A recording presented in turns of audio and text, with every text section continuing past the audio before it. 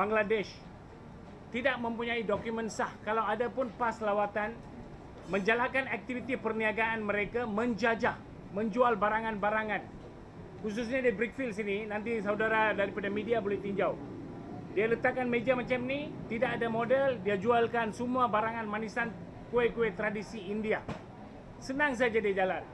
Tapi tempat ini saya rasa, saya percaya satu hari lebih daripada 10 kali pihak penguasa di BKL berjalan. Tetapi macam filem P. Ramlee lah, cobaan, hantu lalu pun cobaan, dia tak buat pun buat tak tahu lah, dia tak pandang. So apa hak khususnya?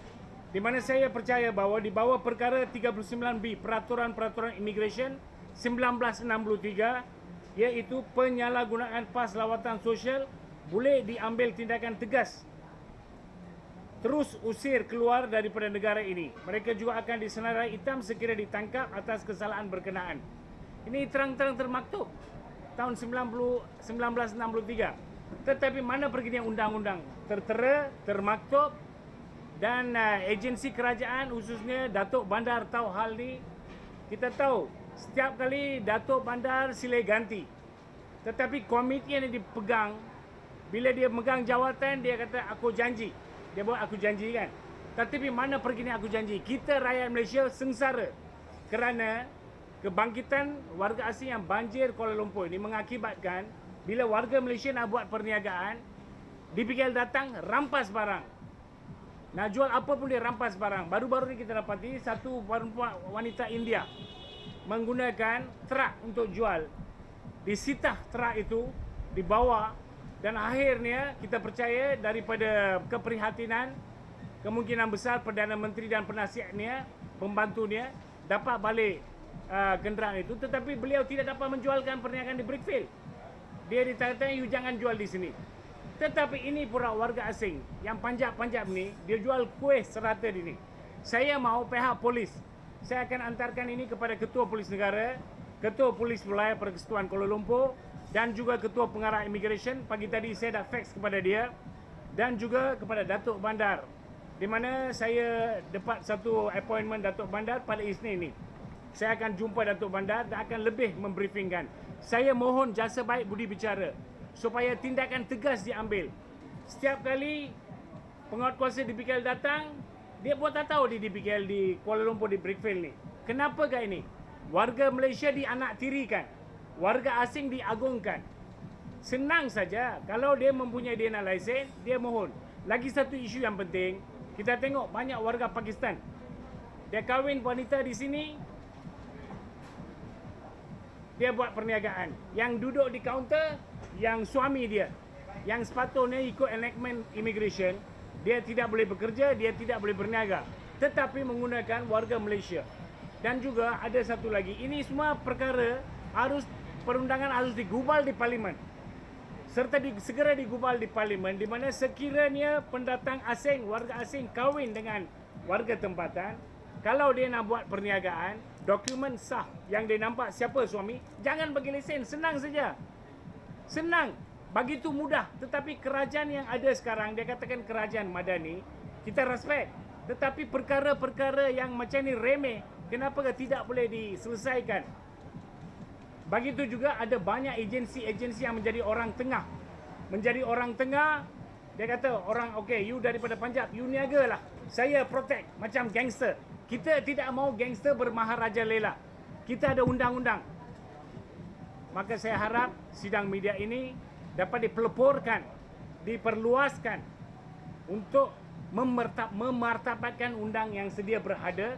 Dan kita dengan segeranya, saya harap sungguh pihak-pihak immigration DPKL akan menggunakan kuasa yang penuh untuk mengusir mereka daripada kawasan-kawasan di wilayah Kuala Lumpur. Sekian.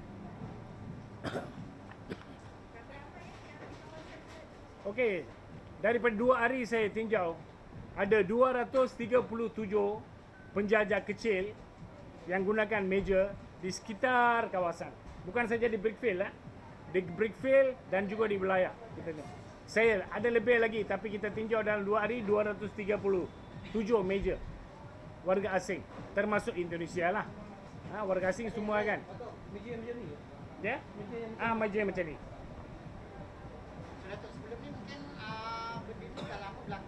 dah lama berlaku. Ada report sebelum ke apa tindakan yang apa jawapan dan apa tindakan. Okey. Soalan yang baik. Di mana perkara ini telah diajukan kepada Ketua Pengarah Immigration Hairul masa tahun 2020. Beliau telah mengeluarkan kenyataan di Sinar, ada dalam sini ya, boleh tengok. Dalam Sinar pada 2020 bahawa immigration akan bekerja sama dengan DPKL untuk memberteras kegiatan warga asing dan mengambil tindakan segera, tangkap, terus usir dan disenarai hitamkan. Itu satu statement. Tapi daripada 2020 sampai 2023 lebih banyak yang membanjiri. Dan di airport pula banyak yang datang gunakan pas lawatan. Dia masukkan. Adakah immigration pasti mereka menggunakan show money?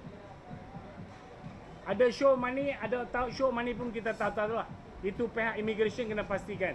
Dia datang Malaysia, berapa hari dia nak tinggal di sini, untuk kegiatan apa? So ini semua perkara kita tak boleh buat, NGO tak boleh buat. Dan tanggungjawab ahli parlimen yang mendapatkan allowance lumayan 16,000 lebih, tak termasuk allowance rumah, allowance hotel, allowance kehadiran di parlimen 1 hari 400. Tapi ahli parlimen dia duduk diam. Dia tak peduli. Dia hanya pergi sana, dia ingat parlimen itu sarkas, dia buat bising, dia kecoh, dia menentang pihak Anwar pula menentang Muhyiddin. Itu yang berlaku. Tetapi perkara sensitif seperti ini, di mana masa depan negara kita, generasi negara kita rakyat Malaysia yang memperjuangkan hak Malaysia. Ini adalah lagu yang kita nyanyikan, negaraku, tanah tumpahnya darahku. Tetapi tanah tumpahnya darahku, segala bayaran kita buat, mereka datang, kita bukan cemburu. Kalau mereka ada permit atau yang sah diberikan oleh kerajaan, mereka buatlah. Tapi mereka datang show dia macam mencabar. Pandang kita pun dia kata apa tau? You orang Malaysia susah, saya senang, saya boleh buat. Tengok, saya buat niaga, dia mencabar. Sampai kedai bunga pun di sini, semua kita tengok lesen orang lain punya. Tapi yang niaga yang lain orang punya. Apa DPKL buat? Bukan DPKL tak tahu. Takkan kita orang umum, rakyat umum tahu? Takkan dia tak tahu? Apa tindakan? Orang bagi lesen, kerajaan bagi lesen untuk anda berniaga. Anda pula ambil lesen itu, saya percayalah, ini I put the word, I believe. Dalam perundangan, I kena put the word believe. Saya percaya bahawa lesen yang berikan itu disewa kepada warga asing untuk satu bayaran yang lumayan. Tapi rakyat Malaysia sengsara. Orang lain banyak yang mohon, bagilah dia buat. Dia pun boleh jual bunga, dia pun boleh jual barangan apa ni, tradisi punya kuih-kuih semua. So ini memang saya pandang serius lah. Saya akan daripada hari ini berhabis-habisan memerangi isu ini. Supaya pihak kerajaan yang mempunyai kuasa, yang mempunyai polis, dia bertindak. Sekian. Okey, pemegang kad UNHCR tu boleh berniaga sewenang-wenangnya, komen sikit. Okey. Dalam negara kita, selepas dan sebelum merdeka, memang telah sah bahawa UNHCR dia boleh datang suaka saja, suaka, asylum seekers. Mereka datang suaka. Sepatutnya United Nations harus beri bantuan kepada mereka. Tetapi oleh kerana tidak ada bantuan kewangan kepada mereka, mereka datang suaka asylum. Maka terpaksa mereka buat kerja-kerja dan juga perniagaan. Tapi memang tak boleh. Tapi itu pun polis tahu. Itu pun immigration tahu. Tapi mereka tak ambil tindakan. Sepatutnya kalau budi bicara dari segi peri kemanusiaan, pihak kerajaan kita harus berbincang dengan United Nations National, UNESCO dan memberikan kelonggaran untuk UNHCR, pemegang kad UNHCR kerja di sini. Sebab dia pun manusia. Dari dasar keprihatinan, tapi itu tak beri, maka terpaksa mereka mencari rezeki untuk menanggung keluarga mereka. Dan di kalau kita tengok Pasar Borong, kebanyakan mereka Rohingya mempunyai kad UNHCR. Tapi mereka berniaga. Immigration datang, tangkap 10 atau 20, dia balik. Selesai masa macam itu saja. Apa tindakan tegas? Belum ada tindakan satu tegas yang diambil. Lagi satu saya nak bagi tahu sini. Kebanyakan Bangla, Myanmar bermaharaja lela di sini kerana masyarakat peniaga Cina lah. Mereka adalah punca. Memberi perniagaan mereka, okay, you run the show. You bayar saya 3,000. You ambil, you bayar saya 5,000. Macam kalau kita tengok Petaling Strait, mereka semua pegang. Kalau kita nak ambil 1 jam tangan kita nak tawar pun, dia bagi warning, ini tawar-tawar tak boleh, you mau you beli. Kita rakyat Malaysia dia ugut. So, ahli majlis, ahli parlimen, ahli Dewan Perundangan Negeri, semua dia. Dia masuk allowed, dia enjoy. Itu saja dia buat. Maka kita daripada NGO terpaksa demi negara, demi generasi akan datang, kita terpaksa menyuarakan lah. Baik, betul. Ya. Sejak akhir-akhir ni kita dah nampak ada NGO macam Datuk dan ada juga individu ambil tindakan sendiri bersemuka dengan warga sini. Ya. Jadi dekat sini bukan kampanye politik yang kita tak mau tengok. Jadi nasihat Datuk, komen Datuk apabila mereka dah tak tahan dengan ketiadaan semua kuasaan. Mereka bertemu, mengadu, terus berjumpa, terus mengarahkan warga asing tutup. Jadi kat sini Datuk nampak tak politik. Okey.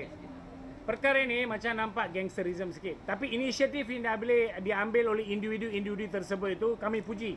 Sebab dia dah bosan dengan pihak penguat kuasa dan juga mereka yang mentadbir perundangan. Maka oleh kerana dia tak boleh tahan, dia sebagai ketua NGO, dia terpaksa turun padang, temu janji dengan mereka dan memberitahu. Macam semalam saya tengok satu saudara, saya percaya beliau berkopiak, tak boleh nama dia tak boleh, di Pulau Pinang. Dia tengok warga asing, dia jual aiskrim. Dia jual aiskrim, telah kahwin dengan orang Malaysia, dia jual aiskrim. Melayu pun tak tahu. Apa pun tak tahu, dia jual aiskrim.